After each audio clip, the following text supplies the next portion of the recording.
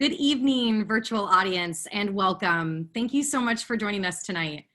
My name is Kate Bruns, and on behalf of Harvard Bookstore, the Harvard University Division of Science, and the Harvard Library, I am honored to welcome you to this event with Rita Colwell, presenting her new book, A Lab of One's Own, One Woman's Personal Journey Through Sexism in Science, with a special introduction from Harvard's own Melissa Franklin.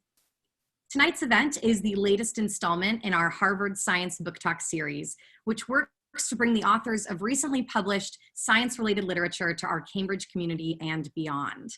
Coming up in the series on September 18th, we will host Amherst professor Edward Melillo for a discussion of his latest book, The Butterfly Effect: Insects and the Making of the Modern World. To learn more about this and our other upcoming virtual events, you can sign up for the bookstore's email newsletter at harvard.com or check out the page harvard.com/science for more info. We also have a Science Research Public Lecture Series YouTube page where you can see previous talks that you might have missed. This evening's event is going to conclude with some time for your questions. If you would like to ask Dr. Colwell something, please go to the Q&A chat at the bottom of the screen where you can submit your question. We're going to get through as many as time allows for this evening. Also, once the event begins, I will post a link in the chat to purchase tonight's featured book, A Lab of One's Own. All sales through this link support Harvard Bookstore, so a huge thank you for your support. Your purchases and your financial contributions, there will also be a donate link in the chat, make this virtual author series possible, and now more than ever, support the future of a landmark independent bookstore. Thank you to our partners at Harvard University, and thank you to all of you for tuning in and showing up for authors, publishers, indie book selling, and especially for science, because it really, really matters. And finally, as you might have experienced in virtual gatherings the last few weeks, technical issues can arise. If they do, we're going to do our best to resolve them quickly. Thank you for your patience and your understanding. So now I am excited to turn things over to my partner in the Harvard Science Book Talk series, a renowned experimental particle physicist, and very fitting for tonight's lecture, the first woman tenured in the Harvard Physics Department. Melissa Franklin, the digital podium is all yours. Good evening. I'm delighted to introduce my fellow scientist, Dr. Rita Colwell, who has written a frankly riveting book, A Lab of One's Own, with the nod of the head to Virginia Woolf's A Room of One's Own, that slim feminist volume. There's a moment in this book, a wonderful moment in this book, where Dr. Colwell gets that lab of her own, expands a lab, and you can see at that moment the magic really begins to happen. I hope I didn't give away too much. So I am part of the next generation of women scientists from Dr. Colwell and her colleagues, and they have done much to promote the cause of including women in science, which I have benefited from without even knowing what they were doing. And so reading this book is just seeing exactly what happened and how, and that's very interesting. So there's many women scientists, especially in the biological sciences, that have tried to make the scientific world a more welcoming and supportive place for us all, including me. And we sort of realized by reading this book that without these women scientists acting, it's not clear where we would be right now. The stories in this book are about scientific discovery, and they're lovely, lovely stories. I mean, we all love to read about scientific discoveries, and these stories, some very personal and some about her colleagues, are wonderful. Let's just say I love this book, and I wish I had known about Dr. Colwell's work earlier. Of course, I recognize Dr. Colwell from her 8 years as director of the National Science Foundation. So she's a very familiar face to me, but I have not ever read about her research, even though she has a transfixing story. So my introduction seems perhaps not as charming at all. Her book is really a story of her life and work. And this introduction won't be half as good as hers. Nevertheless, I'll just go on and start. Rita Colwell grew up near here in Beverly, Massachusetts. And I'm told that's on the Atlantic Ocean. And she was a first-generation student who studied at Purdue University, and she received a bachelor's degree in bacteriology, and then with a little interesting hitches along the way, she got a PhD from the University of Washington in Seattle, again on the water, where she wrote a PhD in aquatic microbiology. Then she, of course, did a stint in Canada, which makes everybody a very wonderful person, and at the National Research Council in Ottawa, and finally arriving in Georgetown University as an assistant professor. Her studies eventually brought her to study something related to what an agent for cholera, and to bring together fields as disparate as evolution, ecology, physiology, marine microbes. And she somehow, in all of this, she cemented the connection between the environment and human health. So this is like a large journey. And the one thing she was always studying was Vibrio, which is a word I didn't know before. So I was very excited by this. The other thing I love about this book is that it tells about her journey, and it shows that she was so interesting. She was using computers even before they were actually, you know, when you had computers like that we have now. She was punching cards at the University of Washington, UW, to do her work. And she has continued to be sort of computational biologist now. In fact, she's now a professor at the Institute for Advanced Computer Studies at the University of Maryland.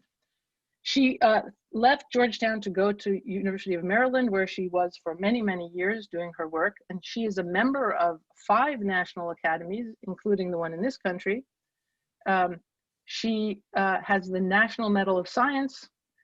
She has many, many, many honorary degrees, but the prize I like best is the Stockholm Water Prize. I think she got a number of water prizes, but I love the idea that there's a prize for people who work on water, or in this case, walk on water.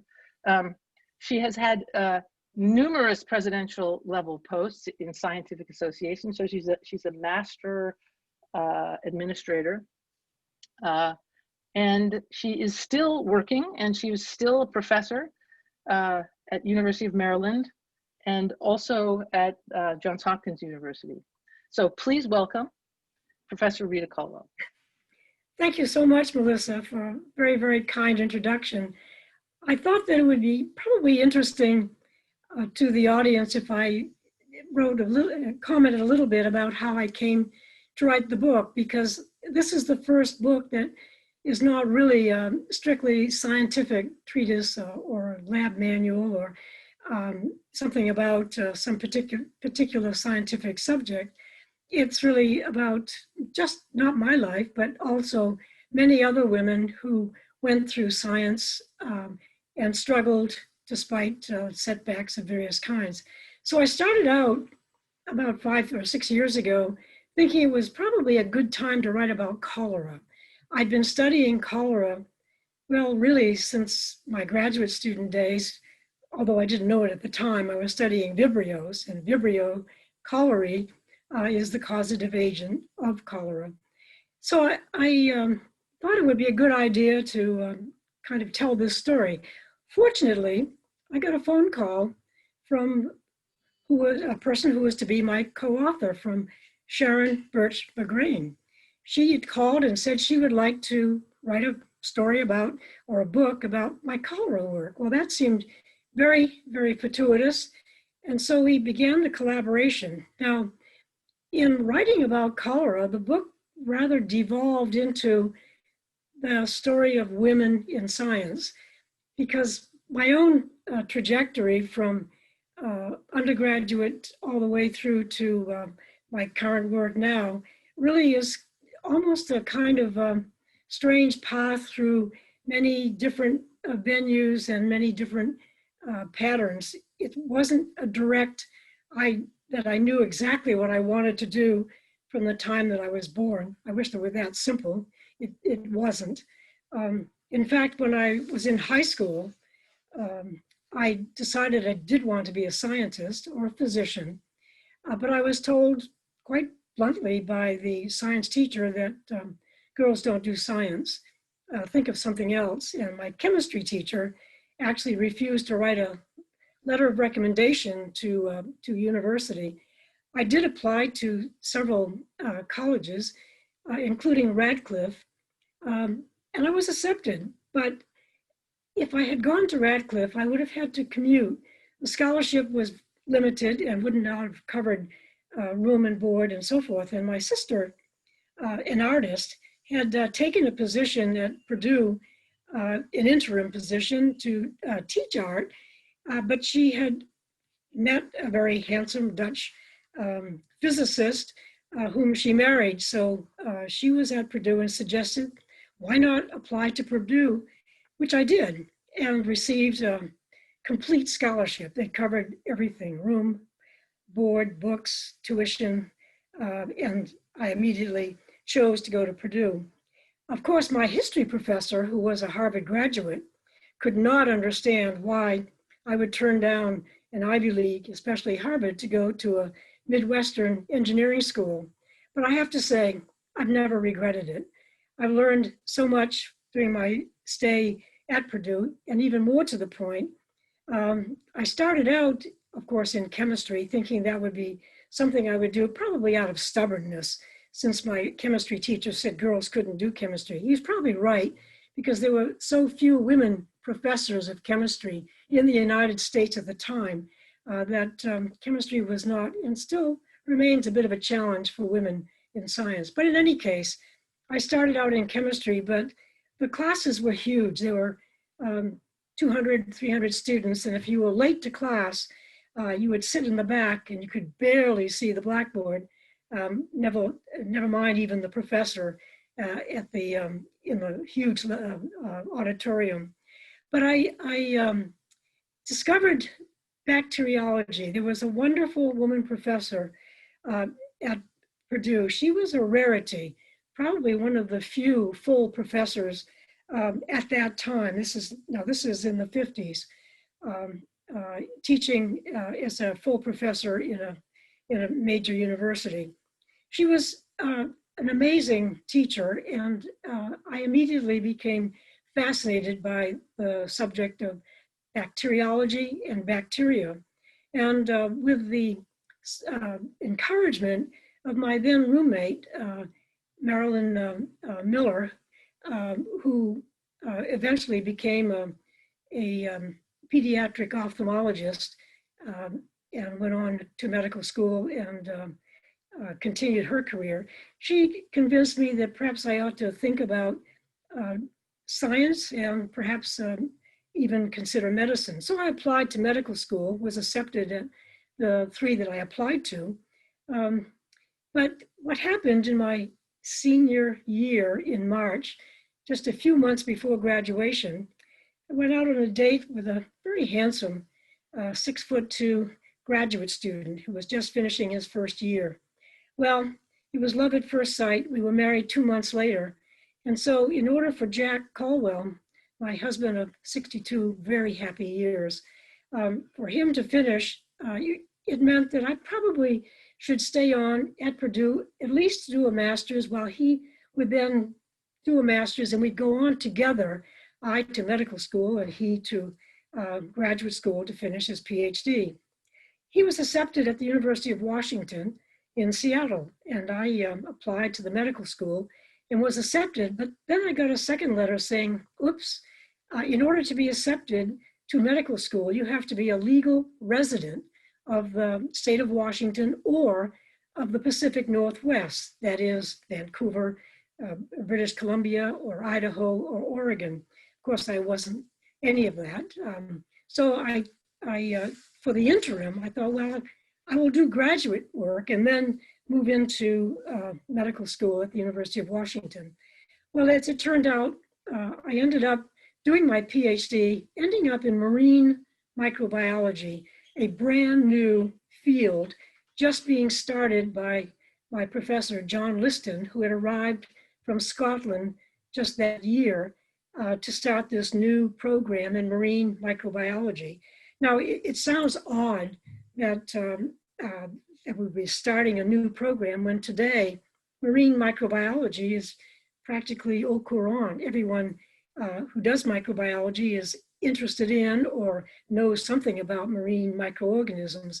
But at that time, it was a totally open area of study. So working with John Liston, I studied the bacteria that were associated with marine animals and ended up becoming an expert on marine vibrios. These are very common microorganisms that are associated with marine animals, with the marine environment. They're salt requiring bacteria. And one of the things that I did at the University of Washington was study so many of these isolates that I had gotten from the environment and studying so many characteristics for each one of them.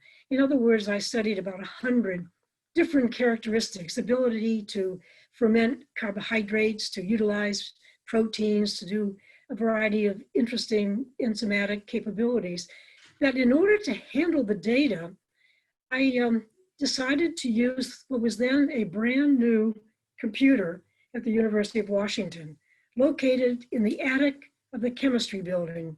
It was the IBM 650. It was a marvelous machine.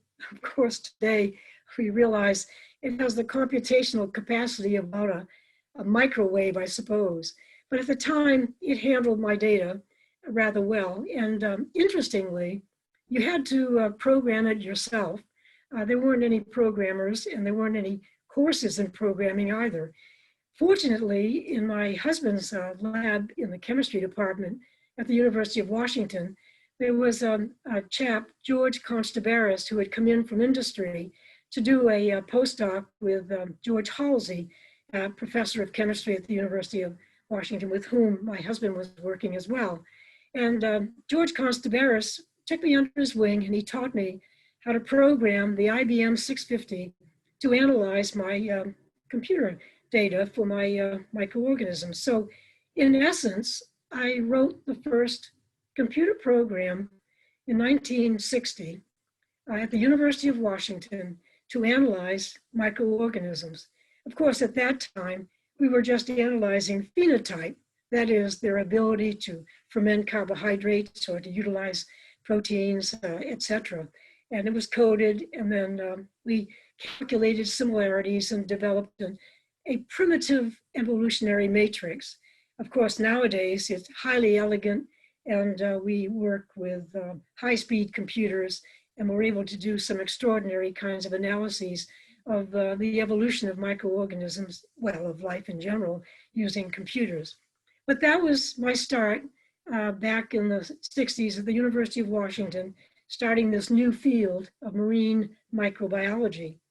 I went on to the National Research Council because there had been a Canadian visiting scientist who had worked with George Halsey, and he had talked my husband into applying to the NRC in Ottawa to do physics.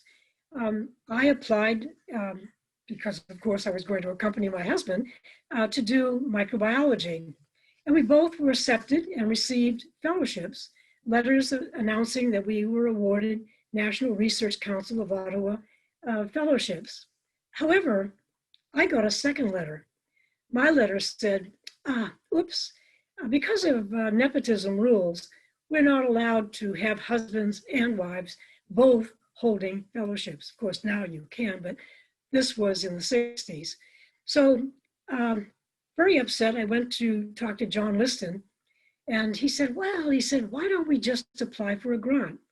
Which we did. We applied to the National Science Foundation, and bless him, he made me a co-PI as a fresh new graduate student, graduating student, that is. So I was a co-PI on a National Science Foundation grant.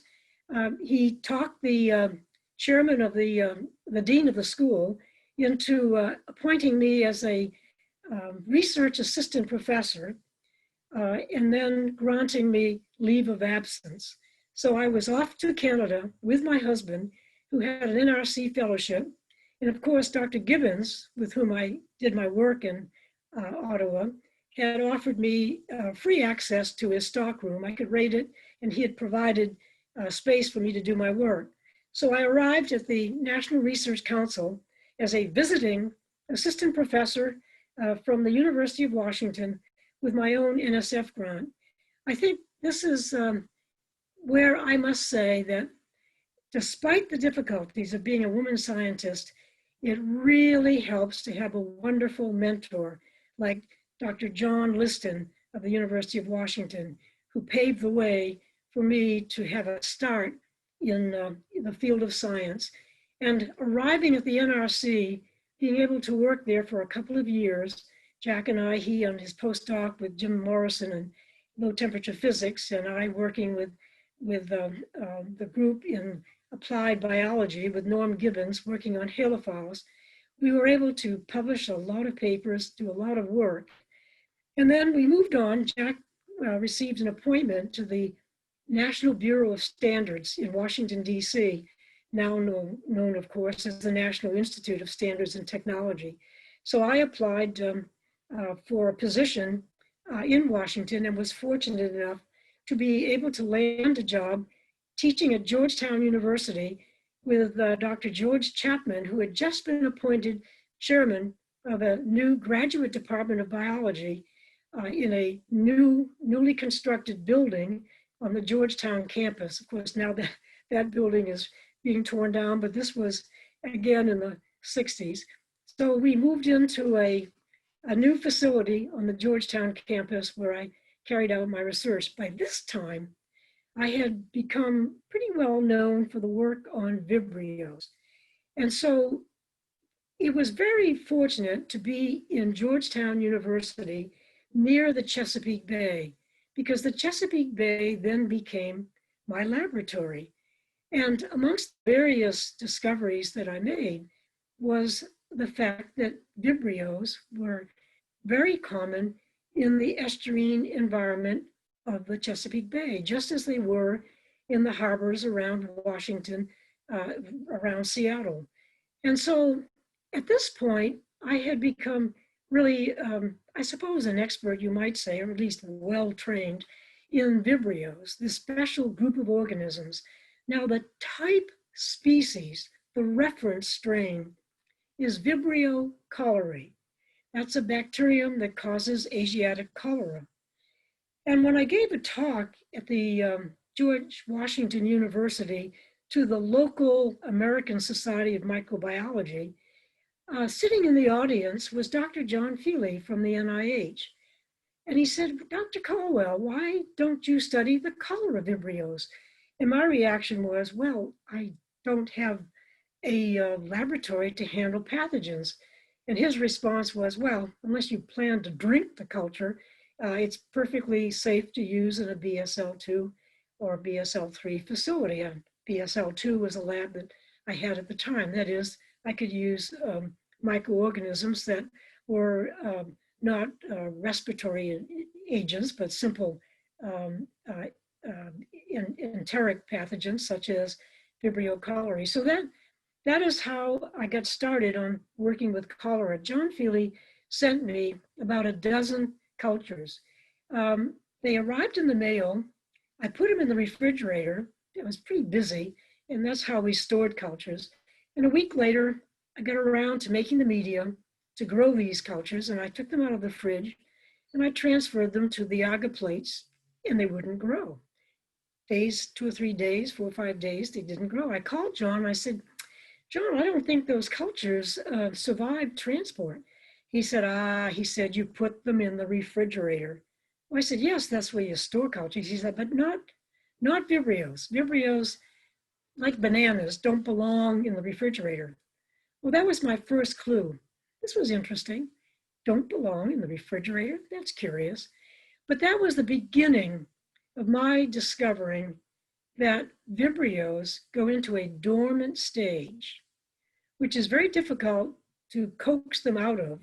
And in fact, the only way I succeeded was by animal transport, that is by injection into gut of animals, or in the case eventually of a study we did at the University of Maryland, where these viable but non-culturable Vibrios that were in the dormant stage were given to volunteers in a special study being done on cholera.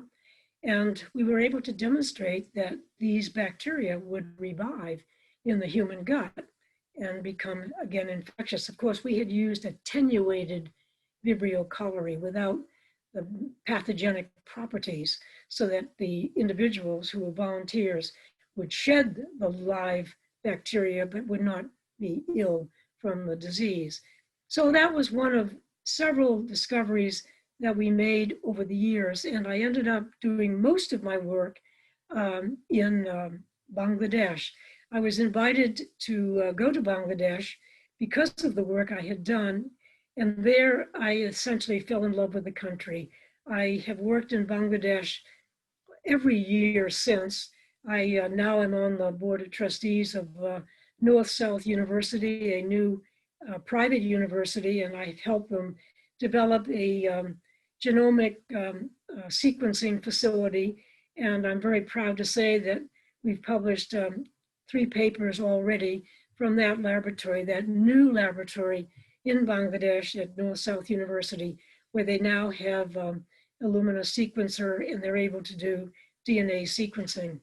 So the work that I did carried me through the genomic revolution, the studies that I had done, that I had learned in studying genetics at Purdue, staying on to do a master's with my husband while he finished his master's in physical chemistry. I studied genetics. That was the founding of the work that I was able to do in molecular genetics, and then eventually be able to study the molecular biology, the genomics, the sequencing of Vibrio cholerae, and of the disease itself. So in a very, very short time, I've covered about 45 or 50 years of study. And it's probably a good idea, I think at this point, to take some questions, because I really have covered only a little bit of the book, and some of you certainly will have questions, I think, about the traverse through science as a woman, and maybe perhaps about the time that I ran the anthrax committee during the post 9/11 anthrax episode. That's a chapter in the book that I'm very proud of. It was a wonderful team, and we worked as a classified committee solving or tracing the origin of the anthrax that was used in that bioterrorist event. There are other stories in the book, which I hope you'll find interesting. And so now I'll turn it over to the questions. Wonderful. So we have a question from Heather, who asks, what has been the response of men to your book? Do you think they've been enlightened in a way that will make them more able to consider the validity of female viewpoints going forward? I think there are wonderful men out there who are very enlightened. I was very fortunate to have one such man as a father, my father. He was interested in education for everybody, girls and boys. I was lucky in my husband, who was a tremendously supportive companion and colleague and friend. And of course, John Liston, my thesis advisor, George Chapman, the chairman at Georgetown, and my colleagues at the University of Maryland. And I must say that those men who do care will probably find the book interesting and helpful. I can't say that every man will, but that's not to be expected, I think. There's a question from Laurel, who asks, What advice do you have for women starting careers in science today? And she is a graduate student in physics. I think she should stick with it. And despite all the setbacks and the slurs and the whatever you encounter, uh, find a way over, around, or under it, or through it. But stay with it because it's a wonderful career. If you're really interested in science, I cannot think of a better career at all. The joy of discovery is something very special. And the aha that comes with your hypothesis being shown to be accurate or correct, it's a pleasure that I think, bar none, that's the best. The question from Sarah. Sarah asks, I run science and nature programs for young children, and we hold a mother-daughter science workshop every year. I'll recommend your wonderful book to all the mothers. Is there any advice you'd like to give the mothers or the daughters, or anything you would like to say to them? Yes, the same advice that I use with my own daughters. Both are, one's a physician, and the other is a botanist at UC Davis. She's the curator of the herbarium there. They turned out to be scientists. And to my granddaughter, who is planning to be a neuroscientist, and that is take math, and by the way, take math, study math, and learn how to use computers. Don't be afraid of it. You're good at it. Girls are just as good at math as boys. Don't let anybody talk you out of it. Math is the Esperanto of science and engineering and technology, and be comfortable with it. And I would say learn how to use computers, not as something to keep your accounts or whatever, but as a scientific tool to use to figure out your equations or to figure out your hypotheses. Get comfortable with it because that really is very important in the 21st century. A question from Nicole. Let's see. How do we go from at least 50-50 men and women, if not more, in graduate school, medical school, and postdoc to 13% women CEOs in healthcare? So she writes, I'm still appalled by the amount of funding for women-led companies, which is less than 5%. Right on. Very good question. Very good point. We do see that medical schools now are 52 to 54% women, perhaps even a bit more. We also see that girls are graduating at a higher rate than boys, which I think boys should graduate as well. That's not the point. But what happens when it comes time to become a full professor, when it comes time to become a dean? Fortunately, there are more women presidents of universities these days, but not enough to say that it's that common. It's still noteworthy when a woman becomes appointed president of a university. And certainly, I can tell you that having started a company, I found business to be far more sexist, far more difficult than university. The attitude is much more cutthroat and hardly gentlemanly. So there you need to have a strong back and a strong stomach to handle it. But again, stick with it. Women entrepreneurs do well. Ironically, women do well starting their own companies, which I find interesting. There are a number of women's startup companies. The irony of not having women on boards is really stark. It's been shown over and over again that companies make more money.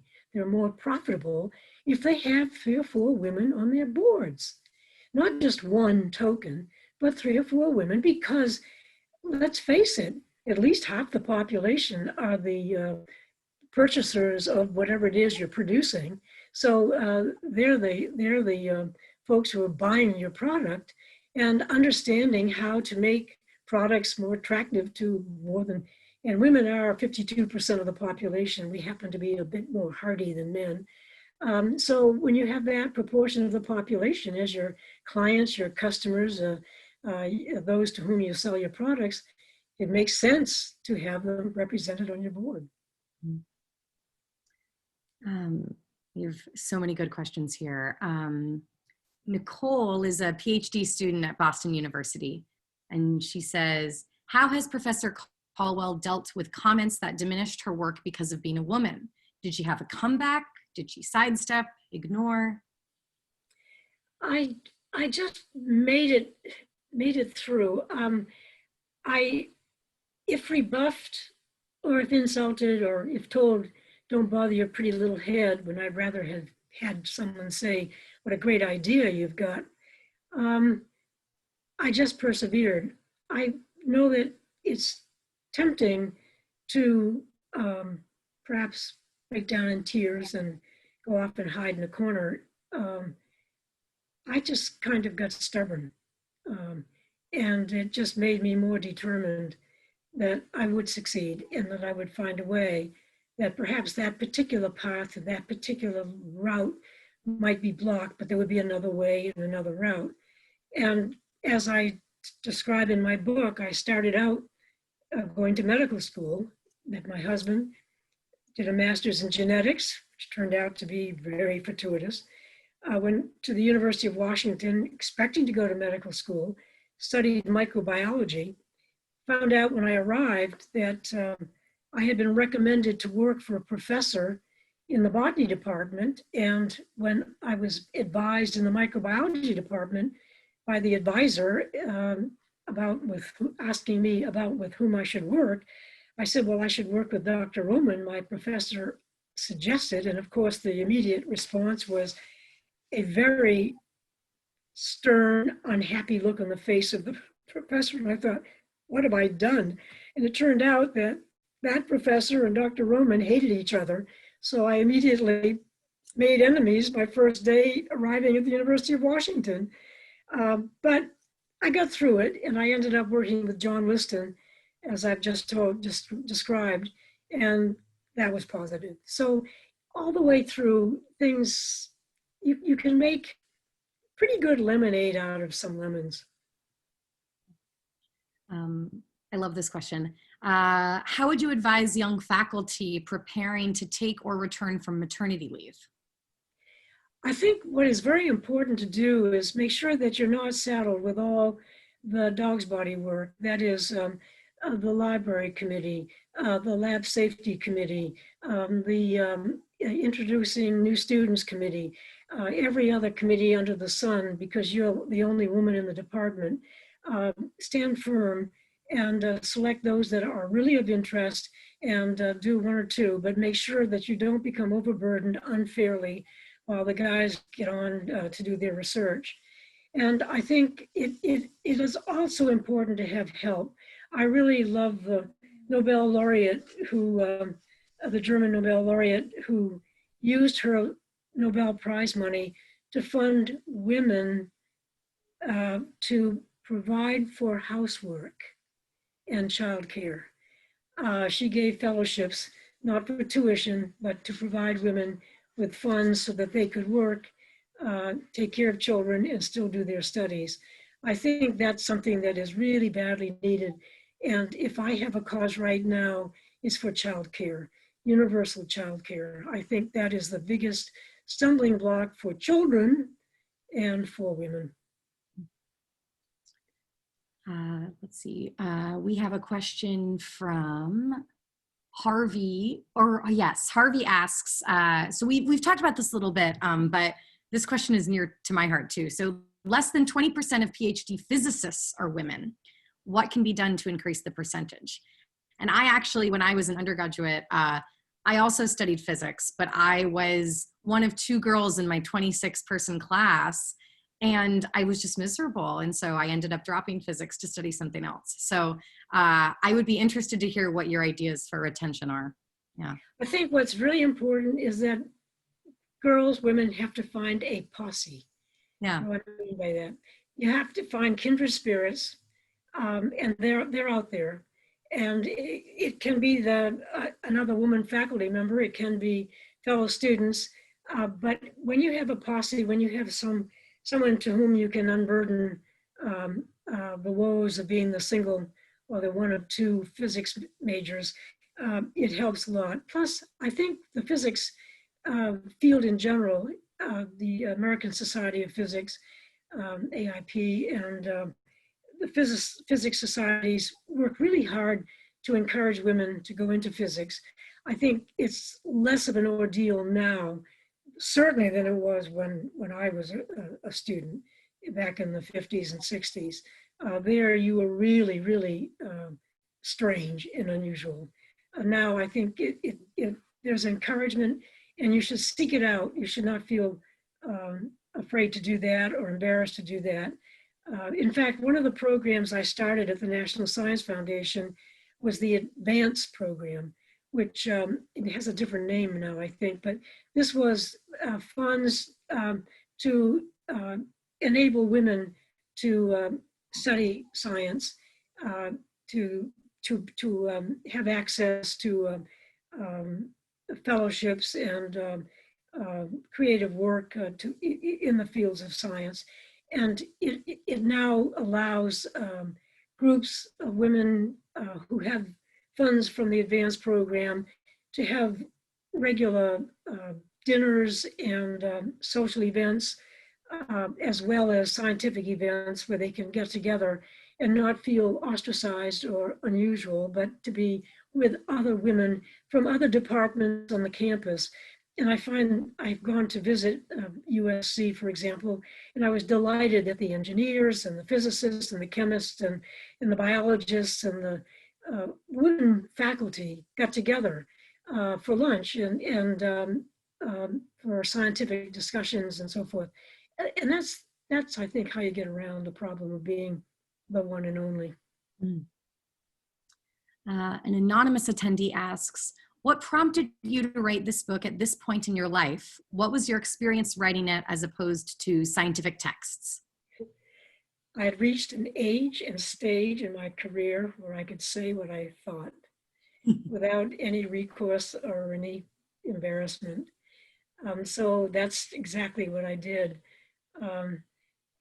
Obviously, I wasn't rude. I didn't want to be rude, but I did state the case. And what was really enriching about this experience in working with my co-author, who was an amazing person who could find all kinds of fascinating information, was how many women, even famous women who are tremendous scientists, Jocelyn Bell, for example, had gone through all this, women who should have gotten the Nobel Prize but didn't. Their professor got it instead. Of course, in one case, she won a much more prestigious, much more, I think it was a $3 million prize eventually. So there was a reward finally in the end. But I think it was to share the experience and to show that it can be done, and probably also for my daughters, whom I adore. They're wonderful. It turned out great. And I have 3 grandchildren now. And as I said, my granddaughter plans to be a neuroscientist. So she's heading off to Smith College in the fall. You touched on this topic, but we still have some questions related to it. So I thought I'd revisit it. How do we deal with coworkers asking women to do the administrative tasks in a group? Scheduling meetings, sending emails, or generally being asked to do secretary work? Well, I love Alice Wang's comment. She's married to David Baltimore. She's a very good scientist, excellent scientist in her own right. And she says, and I quote her in the book, it's time for guys to make the coffee and to hand out the coffee. And it's time for the guys to take the notes and to be the secretary for the meetings, and not just because you're the woman to be automatically designated the secretary. And I think Carol Nacey, another wonderful person who has started 2 or 3 companies, a brilliant woman. She has told the story, and it's in the book, about going to a meeting with entrepreneurs to request funding for a new company. And when she shows up, one of the guys will say, hey, would you get me a cup of coffee? And she says, sure. And she loves the look on his face when she is then called to present the defense of the request for funding for this new entrepreneurial company that she herself has devised. So I guess you can get your just rewards in different ways and be rewarded, I guess, by being recognized for your brains eventually. I had a question actually for you, which is, were there any kind of texts or films that gave you inspiration on this subject, or perhaps just, biographies of women before you, but some sort of inspiration that you found along your career? I think I was mostly interested in science. I did read, obviously, the stories of the Curies, Madame Curie and her husband Pierre, and I quote in the book that when asked if there were any women scientists, this was in the introduction to the book, and Margaret Walsh Rossiter writes on women scientists, and she's told when she asks if there are any women scientists, no, none, never. What about Madame Curie? She just mixed the pitch blende for her husband's experiments, which was, I think, an extraordinary put down for a woman who wins a couple of Nobel Prizes, not just one. But that is, of course, the era of the time, the thinking of a period of time. It's not totally gone.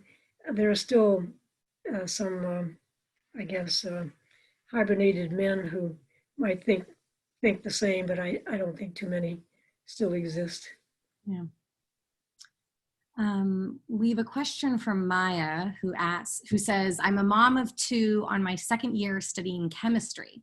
And she asks, what advice would you give women to break rules in science, or along that aspect? Well, first of all, here she is studying chemistry with 2 children. That's a monumental task. And, I'd like to see some men do that. A very, very, very few probably do, but not normally. I think probably the one factor that was most important for me was an entirely supportive husband. Jack and I went through grad school together. We went through postdocs together. We raised our children together. And I really mean that. When Allison, my first daughter, was, I think, 3 months old, I was invited to give a lecture, and I would be away for a week. And Jack said, go. He said, I'll take care of her. And he did. He took care of Allison. We did have a babysitter who came in during the day. But I think having strong moral support and also having good childcare makes a huge, huge difference, because then if you are sure that your children are safe, you can then think about all kinds of other abstract and important research topics. But if you're worried about whether your child is going to be safe and you get home that night, then it's hard to be a graduate student. Yeah. Well, that is all the questions that we have this evening. Thank you so much for all of your wisdom and inspiration tonight. I didn't know if you had any closing words before I end our discussion. Well, I just think it's been a genuine pleasure. And I do thank all of you out there who were kind enough to be on tonight.